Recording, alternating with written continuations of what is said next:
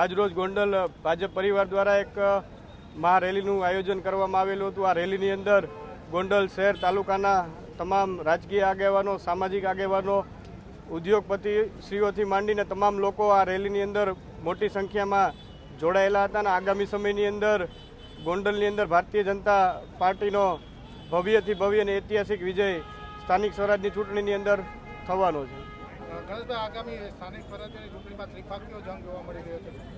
અહીંયા ગોંડલ શહેર અને તાલુકાની અંદર માત્ર ને માત્ર ભારતીય જનતા પાર્ટીનો ભગવો તે લહેરાવાનો છે। કોંગ્રેસને, આમ આદમી પાર્ટીને ક્યાંય પણ પૂરેપૂરા ઉમેદવારો પણ નથી મળતા।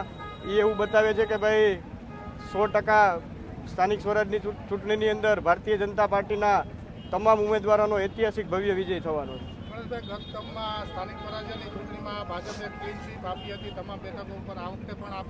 ચોક્કસપણે જનતાના આશીર્વાદથી ગોંડલ નગરપાલિકા, તાલુકા પંચાયત તથા જિલ્લા પંચાયતના તમામ ઉમેદવારોનો ભવ્ય વિજય થવાનો છે।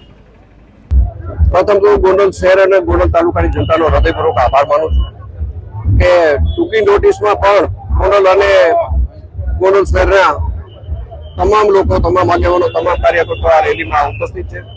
સૌનો હું આભાર વ્યક્ત કરું છું।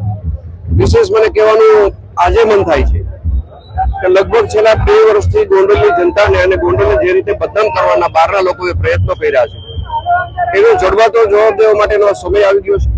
મને લાગે છે ગોંડલની જનતા, શહેર અને તાલુકાની જનતા ગોંડલને જે રીતે બદનામ કર્યું છે એનો જડબાતો જવાબ આપવા માટે અતિ ઉત્સાહમાં છે, તત્પર છે અને એનો જવાબ 28 તારીખે મળી જશે કે આ ગોંડલથી મિર્ઝાપુર નથી, આ ગોંડલથી સર ભગવતસિંહનું ગોંડલ છે। આવો પેટી સ્વરૂપ જવાબ પડશે।